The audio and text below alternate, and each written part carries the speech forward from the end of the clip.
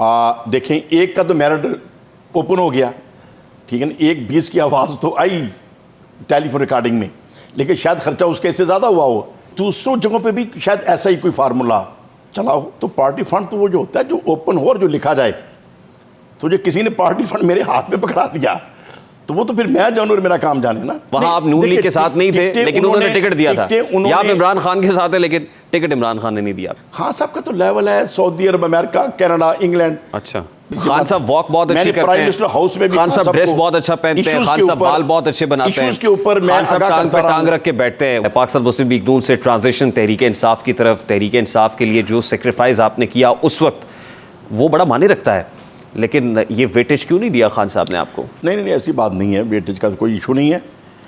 खान साहब से मुझे मोहब्बत है और खान साहब भी मेरे साथ मोहब्बत रखते हैं।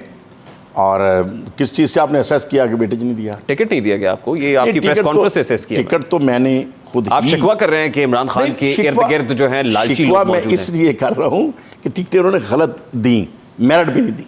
जहाँ तक मेरी ज़ात का मामला है, मैंने तो जब रिज़ाइन किया उसके बाद ही मैंने कह दिया था कि मैंने खुद दोबारा इलेक्शन नहीं लड़ना चाह रहा। और वो थोड़ा सा मेरे ऊपर ज़हनी बर्डन गया था कि फीलिंग्स पब्लिक में आती है जैसे हर कोई लालच की वजह से जाता है, ताकि मैं अपने ज़मीर को भी सेटिस्फाइड रखूँ और पब्लिक को प्रूव करूँ कि मैं खान साहब के नज़रिए की वजह से उनके साथ हूँ, टिकटों की वजह से नहीं हूँ। तो अपनी तो टिकट मैंने मांगी भी नहीं, और ना ही ज़मीनी इलेक्शन में मैंने इरादा किया। और मेरे कज़न थे, उनको मैंने, वो चाह रहे थे, मैंने उनको आगे कर दिया। उनको टिकट मिल गया? उनको मिल गया था, अभी उन्होंने अप्लाई नहीं किया। अभी हमारे जो दीगर दोस्त हैं जो 2012 से स्ट्रगल कर रहे हैं और मेरे से भी पहले से खान साहब के साथ हैं, उनको टिकट मिल गया। हाँ, यही प्रॉब्लम है। प्रॉब्लम यह है कि टिकटें उन लोगों को दी गई जिनका कोई बैकग्राउंड नहीं है तरीके इंसाफ के साथ, सिर्फ 6 माह पहले कोई आया है या 2 माह पहले आया है।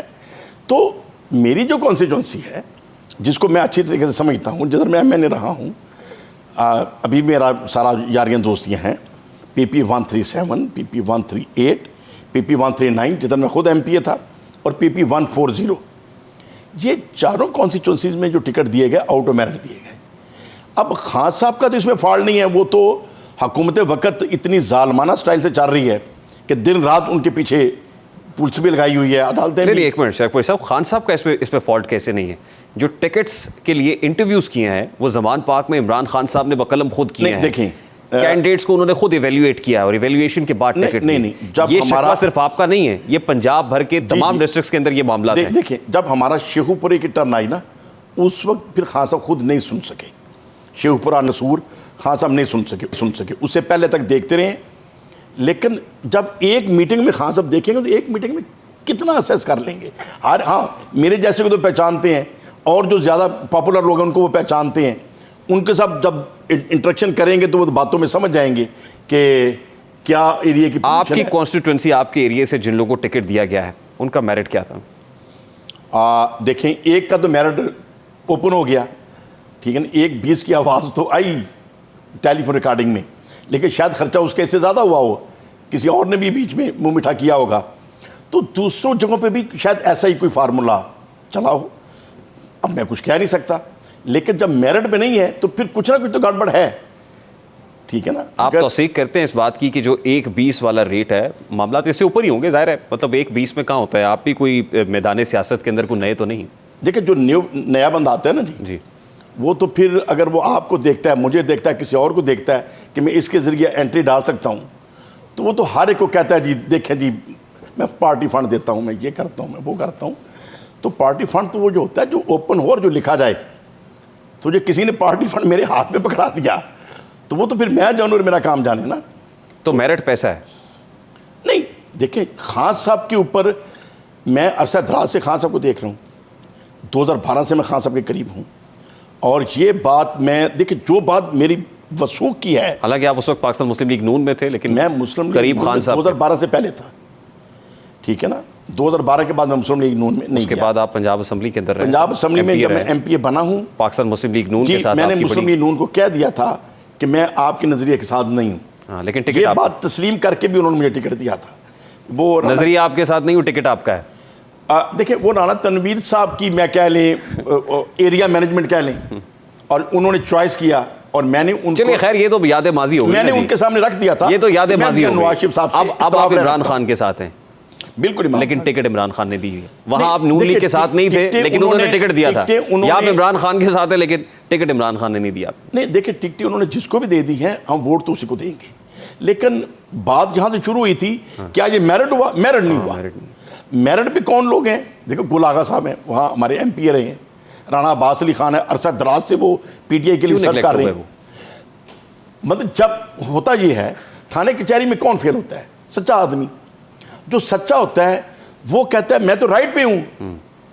जो झूठा होता है उसको पता होता है मैं झूठा हूं, वो थानेदार को जाके मुंह मिठा करा देता है। तो थानेदार को वो अच्छा लग रहा होता है जो मुंह मिठा कराता है। यहाँ थानेदार कौन है और मुंह मीठा कौन? थानेदार वो जो खान साहब के इर्द गिर्द चंद लोग बैठे हैं। कौन लोग?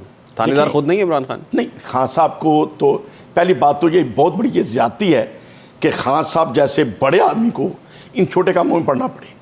खान साहब का तो लेवल है सऊदी अरब, अमेरिका, कनाडा, इंग्लैंड, अच्छा, हिंदुस्तान, अफगानिस्तान, जहां खान साहब ने पाकिस्तान का पाकिस्तान के कद अंदर, बहुत ऊपर किया। पाकिस्तान के अंदर जब खिलाफे मेरिट चीजें होंगी, विद इन पार्टी खिलाफे मेरिट होगी, देखिए, विद इन पार्टी ममनुआ फंडिंग होगी, विद इन पार्टी ये करप्शन आप पकड़ नहीं सकते। आप पाकिस्तान के अंदर करप्शन कैसे ये पकड़ेंगे? जिम्मेदारी आती है अगर मैडम यास्मीन राशिद साहबा हैं, अच्छा, सेंट्रल पंजाब की, उनकी जिम्मेदारी थी।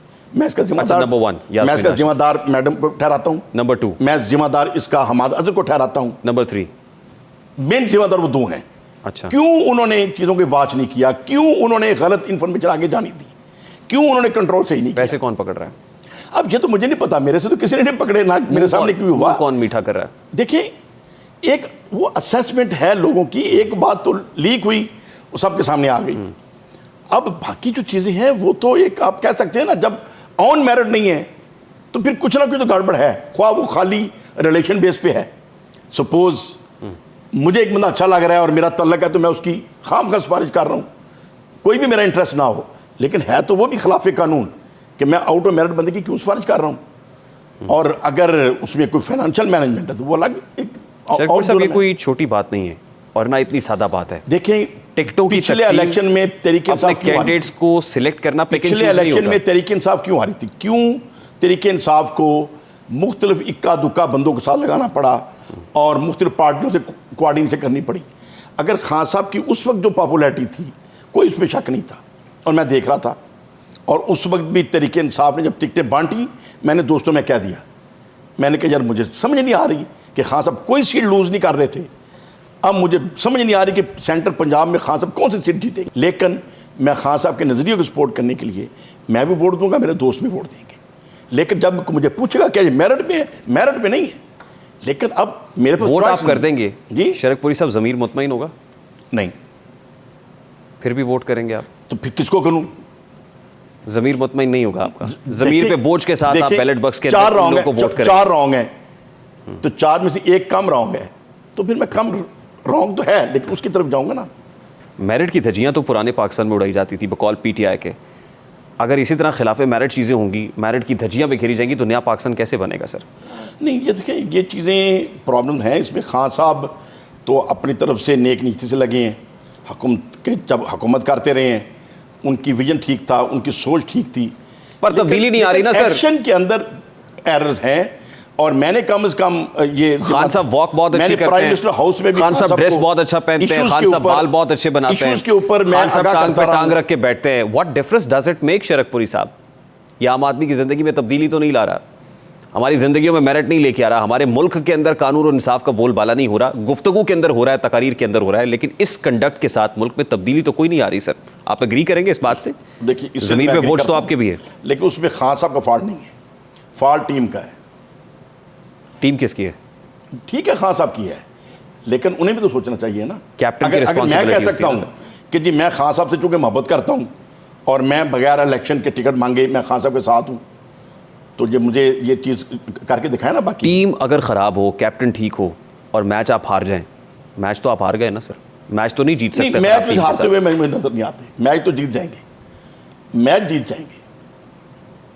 पाकिस्तान वो मैच जीत जाएगा। ये इलेक्शन का मैच खान साहब जीत जाएंगे। इलेक्शंस कब होंगे?